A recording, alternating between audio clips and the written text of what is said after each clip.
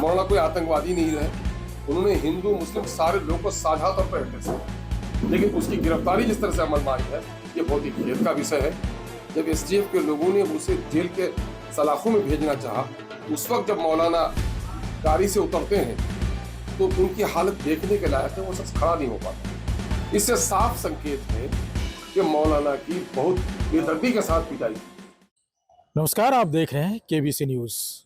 देखिए, अमौर के जो विधायक है अख्तरुल इमाम, उन्होंने आज एक प्रेस वार्ता आयोजित कर एक ऐसे मुद्दे को बताया है जिस तरह से धर्मगुरु के नाम पर जाने जाने वाले, बता दें कि एक स्कॉलर के तौर पर इस्लामिक स्कॉलर मौलाना अब्दुल सालिम चतुर्वेदी को यूपी एसटीएफ ने जिस तरह से गिरफ्तार किया है उसे गैर कानूनी बताते हुए अख्तरुल इमाम ने क्या कुछ सरकार से गुहार लगाई है, जरा आप सुनिए। आज से 3 दिन पहले 30 तारीख को मौलाना अब्दुल्ला सालिम कमर चतुर्वेदी साहब की गिरफ्तारी हुई। गिरफ्तार करने वाले सादे लिबास में आए, वहाँ की लोकल पुलिस को भी कोई खबर नहीं थी और ऐसा लगा, और वो जिस गाड़ी पर बैठ के आ रहे थे उस गाड़ी को भी उसने साथ ले लिया। कोई सूचना नहीं मिल पाई। लोग परेशान थे कि आया उनकी गिरफ्तारी हुई या किडनैपिंग हुई है। मौलाना कोई आतंकवादी नहीं रहे, कोई ऐसी गतिविधि उनकी नहीं रही, बल्कि वो इस्लामी धर्म के ज्ञानी होने के साथ साथ वेदों के भी ज्ञानी हैं, इसलिए वो चतुर्वेदी लिखते हैं। और जहां भी वो गए उन्होंने हिंदू मुस्लिम सारे लोगों को साझा तौर पर एड्रेस किया, लेकिन उसकी गिरफ्तारी जिस तरह से अमल में आई है ये बहुत ही खेद का विषय है। और इसमें हम लोगों का आज मुतालबा है, AIMIM बिहार की जानिब से, हम उनके परिवार के लोगों से भी बातचीत हुई है, कई बड़े आलिमों से बात हुई है, पूरे देश से लोगों का फोन आ रहा है कि साहब एक धर्म गुरु के साथ इस तरह का अत्याचार क्यों हो रहा है। और मैं कहा आप जेल ले गए हैं, अच्छी बात है, लेकिन मौलाना के साथ जो दुर्व्यवहार हुआ है, जो शारीरिक यातनाएं दी गई हैं, उस पर हम लोग को काफी तकलीफ है। और ये बिहार राज्य के लिए भी मान सम्मान का मसला है कि अदर स्टेट का कोई पुलिस आए और बगैर लोकल प्रशासन को सूचना दिए बगैर और राज्य को सूचना दिए बगैर और फिर ट्रांजिट डिमांड के बगैर अगर किसी को ले जाया जाता है तो उस राज्य के मान सम्मान का भी मसला है।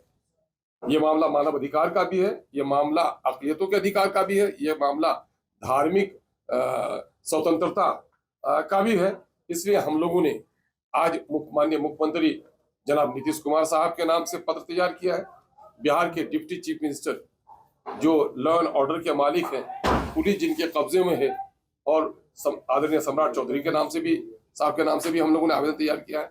और बिहार में माइनॉरिटी कमीशन के चेयरमैन हैं जनाब मौलाना गुलाम रसूल बलियावी साहब, हम लोगों ने उसको भी इस ताल्लुक से अपना आवेदन आज तैयार किया है।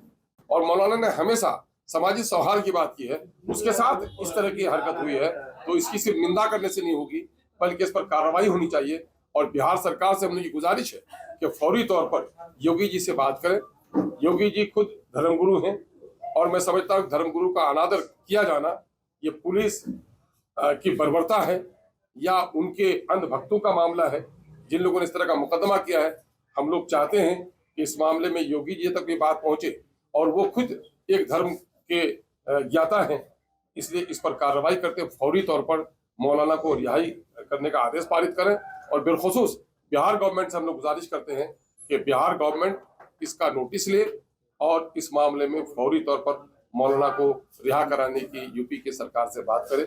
तो आपने सुना अख्तरुल इमाम विधायक जो है उन्होंने क्या कुछ कहा है, और उन्होंने साफ साफ कहा है सरकार को कि अपराधी के जैसे जिस तरह से व्यवहार किया गया, जो वायरल वीडियो 2 साल पहले का था, वो किस तरह से उसकी सत्यता हुई अथवा नहीं हुई, लेकिन अगर गिरफ्तारी भी हुई तो गिरफ्तारी करे, लेकिन जिस तरह से उन्हें टॉर्चर किया गया है वो अमानवीय है। और इसको लेकर के हम मानवाधिकार तक जाएंगे और ऐसे प्रख्यात धर्मगुरु को, स्कॉलर को, जिन्हें सभी वेदों का ज्ञान है, इन ऐसे व्यक्ति को जिस तरह से यूपी पुलिस ने गिरफ्तार किया है वो एक निंदनीय है। और साथ ही बिहार सरकार की पुलिस को भी ये बताया है कि बिना आपकी संज्ञान में लिए हुए आखिर ऐसे क्यों अरेस्ट किया जा सकता है।